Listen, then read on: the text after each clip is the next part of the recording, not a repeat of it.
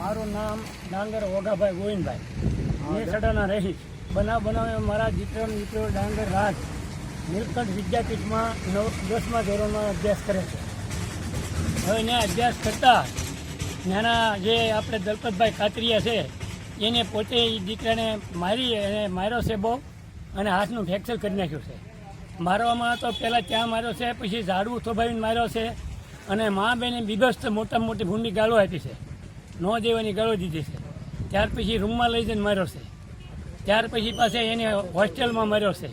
આ રીતે એની ઉપર અત્યાચાર કર્યો છે. મારવાનું કારણ એક જ છે કે ત્યાર પહેલાં મહિના પહેલાં એ છોકરો હું બીમાર પડી ગયો હતો, એટલે મેં હંમેશા મેકલા બાપા બીમાર પડી ગયા છે તો આવ, એટલે એની રજા લેવા ગયો એની ચેમ્બરમાં.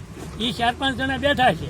એ આ છોકરાને કાંઈ ખબર નહીં. છોકરા દરવાજો ખુલ્યો એટલે તરત એને કીધું એ બહાર નીકળાય છે, એટલે આ તરત નીકળી આવ્યો. એટલે એનામાં જે કાંઈ હોય ત્યારથી એ દાજ રાખતા હતા. હવે ત્યાર પછી મહિનો થયો ને એટલે એ છોકરાને તોલો કરાવી નાખ્યો.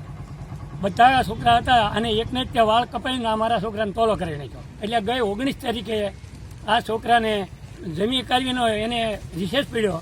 એટલે એક બીજા સાહેબે કીધું તું બીજા છોકરા આગલી ચોપડી લેતો હોઈએ અને એની નોટ બનાવી રાખીએ. દલપત કાતરિયાને બેઠો હતો એટલે એને કીધું ક્યાં રખડે છો?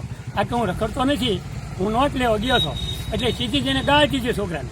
એટલે છોકરાએ કીધું કે તમે ગાળ દોમાં, એટલે તરત ઓલો ધોકો લઈ અને મારા છોકરાને મારવા માંડ્યો. એટલે નેને 4-5 ધોકાએ પગમાં માર્યા. એટલે મારો છોકરો પડી ગયો. પાછળના ગ્રહ પછીને બોલાવીને ક્યાંને ઊભો કરી, એટલે એને પકડી રાખ્યો અને મારા છોકરાને માર્યો. પછી પાછો નીચે લઈ લીધો. આગળ એક ઝાડવું હતું તો ઝાડવું થોભાઈ અને વાહમાં હાથમાં માર્યો, એટલે હાથમાં એ ફ્રેક્ચર થઈ ગયું. પછી એને તેથી કંઈ અમને જાણ ન કરવા દીધી, અમને ખબર ન પડવા દીધી. 8 દી મારા છોકરાને ત્યાં ગોજી રાખ્યો. પછી એને જ્યારે વાહમાં જામઠાન બધું રોજાઈ ગયું ત્યારે પછી બીજા એના ભાઈબંધ દ્વારા અહીં અમને જાણ થઈ. ત્યાર પછી મેં અહીંયા આવ્યા અને મારા છોકરાને ઘરે લઈ ગયા, સમજ્યા? અને મારા છોકરાને ઘરે લઈ ગયા.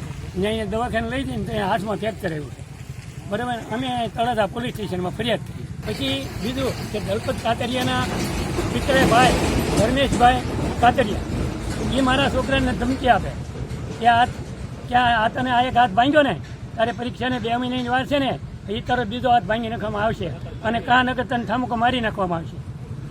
આ એના ભાઈ ધર્મેશ કાતરિયા આવી ધમકી હતી. કાલે જ મેં પોલીસ ફરિયાદ કરી છે અને આજે અમને પોલીસ અહીંયા બોલાવ્યા છે અને ત્યાં હાઈસ્કૂલે છોકરાને ક્યાં માર્યો ક્યાં નહીં સ્થળ ઉપર તપાસ કરવા જવાના.